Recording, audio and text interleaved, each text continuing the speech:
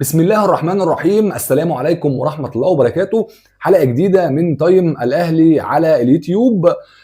قبل ما نبدأ بقى أي حاجة وقبل ما نقول على الأخبار اللي معانا النهاردة، البقاء لله في والدة الكابتن محمود حسن تريزيجيه. ربنا يرحمها ويغفر لها ويسكنها فسيح جناته إن شاء الله. ربنا يرحمها وكل الناس تدعي بالرحمة لوالدة الكابتن محمود حسن تريزيجيه، اتوفت النهارده. ربنا يرحمها ان شاء الله. معانا بقى النهارده زي ما احنا عارفين صفقه مهمه جدا جدا جدا، الاهلي اتكلم فيها المراحل اللي فاتت والسوشيال ميديا اتكلمت عليها كتير جدا.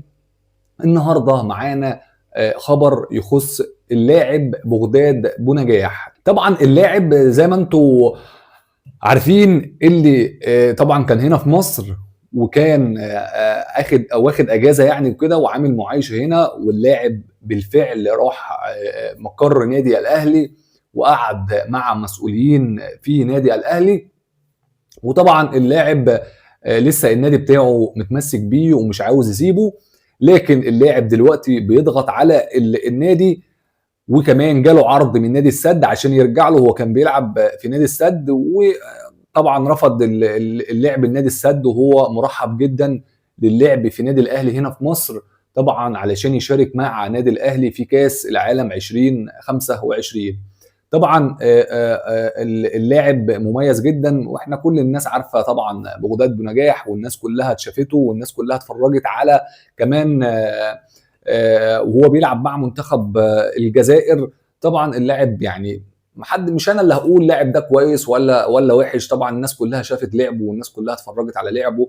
ويا ريت الاداره بالفعل تقدم عرض يعني يليق باللاعب الكبير بغداد بنجاح. طبعا في ناس كتيره طالعه بقى تقول لك ان هو كبير ومش هيفرق مع النادي الاهلي او مش هيعمل حاجه مع النادي الاهلي. لا، احب اقول لك ان هو يعني سيبك من ان احنا مودست اللي جالنا دوت 33 سنه لا، مودست كان مبطل كوره اصلا قبل ما يجي لنا، واحنا اللي جبناه، واحنا اللي يعني ادينا له فسحه كده في نادي الاهلي، وادينا له شويه بطولات كده قبل ما يمشي وشويه فلوس كمان.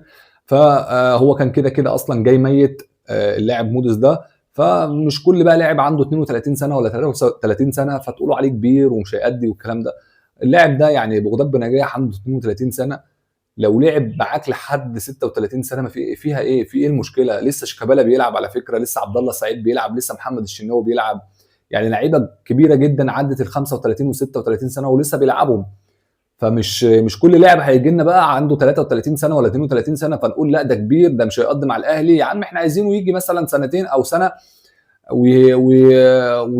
لحد بس ما نحل مشكله الهجوم دي، وبعد كده الاهلي يتعاقد مع اي لاعب تاني، مفيش اي مشكله. لكن دلوقتي احنا محتاجين مهاجم، وده المتاح حاليا دلوقتي معانا. ويا ريت ان شاء الله الاهلي يتحرك في اللاعب بغداد بونجاح.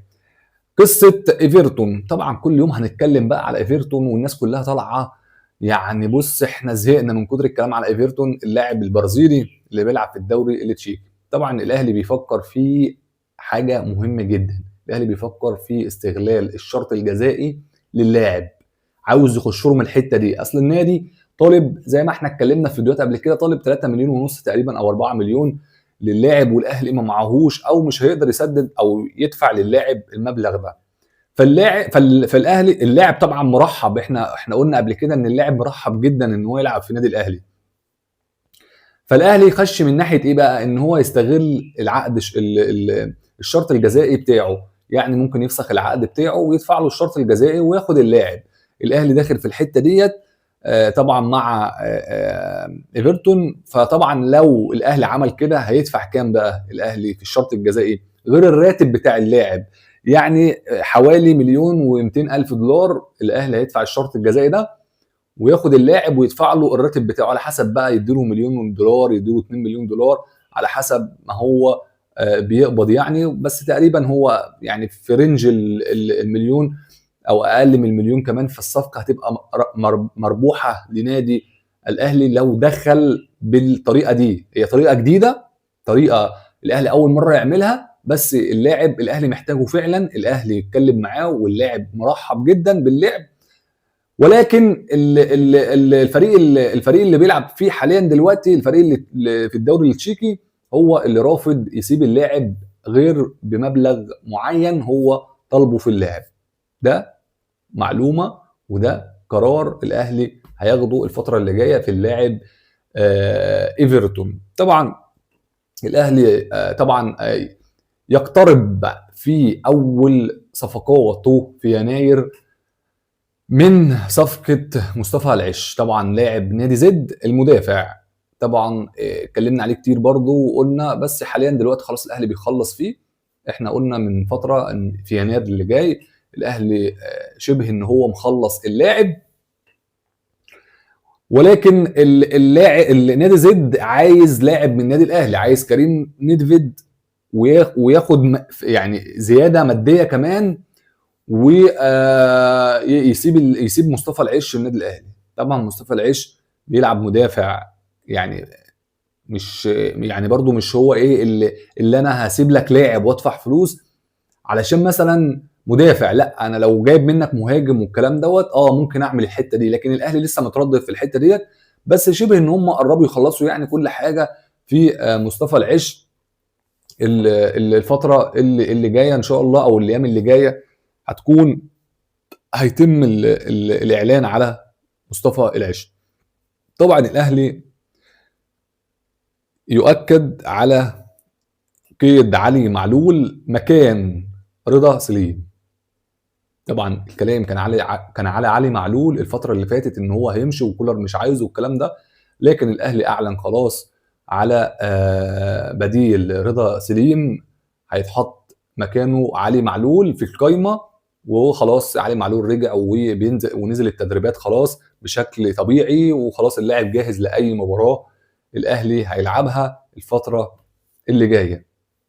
ديت اللي كانت معانا الاخبار النهارده لحد دلوقتي، وان شاء الله بكره اخبار مهمه جدا وصفقه مميزه. كل يوم هنطلع في شهر يناير ده هنطلع نقول لكم على صفقات نادي الاهلي اللي داخل فيها، وان شاء الله بكره معانا صفقه مميزه جدا جدا الكابتن محمود الخطيب داخل بيها بنفسه يعني في الصفقه. انتظرونا بكره ان شاء الله. ولو لسه ما ضغطش على اللايك اضغط على اللايك واعمل اشتراك وفعل زر الجرس. عايزين نوصل للفيديو دوت، يعني بص اللي انا مش طمعان وصلوني 1000 لايك، مش طمعان، نفسي اشوف 1000 لايك على الفيديو. وفي النهايه شكرا لدعمكم، وفي اخر الفيديو ما تنسوش تدعوا لاخواتنا وحبايبنا اهل فلسطين واهل غزه بالدعاء، وان شاء الله ربنا ينصرهم ويكرمهم الفتره اللي جايه. وفي النهايه شكرا لكم واشوفكم بكره ان شاء الله. السلام عليكم.